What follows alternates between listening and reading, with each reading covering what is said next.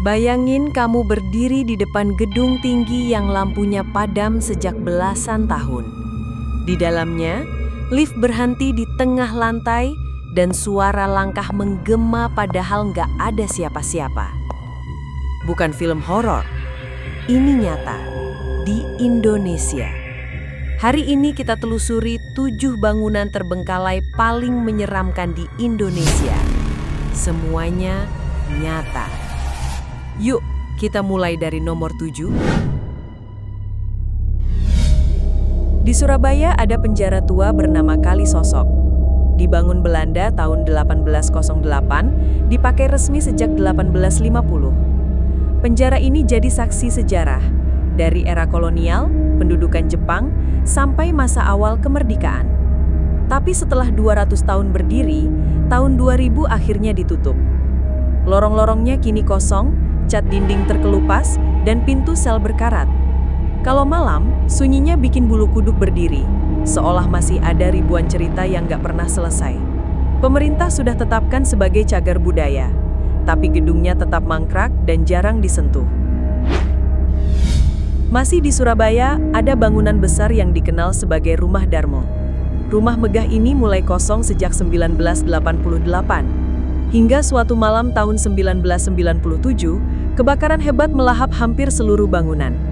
Sejak saat itu, hanya sisa tembok hangus dan pilar yang berdiri kaku. Warga sekitar sering bilang, setiap kali ada yang nekat masuk, entah kamera rusak atau tiba-tiba sakit. Entah benar atau sugesti. Tapi puing hitam itu jelas menyimpan tragedi yang bikin rumah ini terkenal sebagai salah satu bangunan paling angker di Jawa Timur. Pindah ke Bandung, di Jalan Haji Wasit nomor 1, berdiri bangunan rumah sakit peninggalan Belanda, Bandung Medical Center. Dulu ramai, tapi sejak 1995, operasional dipindahkan ke rumah sakit baru. Gedung lamanya dibiarkan kosong. Nah, dari sinilah cerita-cerita mistis bermunculan. Konon ada suara tangisan bayi dari ruang bersalin, atau lorong gelap yang selalu lebih dingin dari luar. Faktanya, gedung memang sudah tidak dipakai puluhan tahun, sisa-sisa tempat tidur, jendela pecah, dan bau lembab di dalam membuat siapapun yang masuk langsung merinding. Naik ke Semarang, di Tanjakan Gombel Lama ada hotel megah bernama Sky Garden. Bayangin, tahun 1970-an, hotel ini punya fasilitas lengkap, kolam renang, bar, sampai helipad. Tapi kejayaannya singkat. Tahun 1982, hotel ini resmi tutup karena sengketa tanah dan masalah utang. Sejak itu, bangunan terbengkalai ditelan kabut gombel. Banyak cerita berkembang, bisikan gaib di kamar, bayangan di jendela, sampai pengunjung yang katanya diajak lompat ke jurang. Faktanya jelas, hotel ditutup karena sengketa. Tapi atmosfer mencekam di sana bikin cerita-cerita itu terus hidup sampai sekarang. Di Bedugul, Bali, ada bangunan yang sering disebut Ghost Palace Hotel. Nama aslinya PI Bedugul Taman Rekreasi Hotel and Resort. Proyek ini dibangun akhir 1990-an dengan rencana super mewah, ratusan kamar, lobi besar, view danau. Tapi entah kenapa, pembangunannya berhenti. Hotel tak pernah buka, dan sejak itu terbengkalai. Koridor panjang dipenuhi lumut, kaca-kaca pecah, dan kabut tebal membuat suasana seperti dunia lain. Sampai sekarang, bangunan ini dijaga petugas, tapi tetap kosong. Faktanya, proyek gagal, tidak pernah beroperasi. Tapi kesunyiannya bikin siapapun yang lewat merasa ada yang memperhatikan. Sekarang kita ke Jakarta.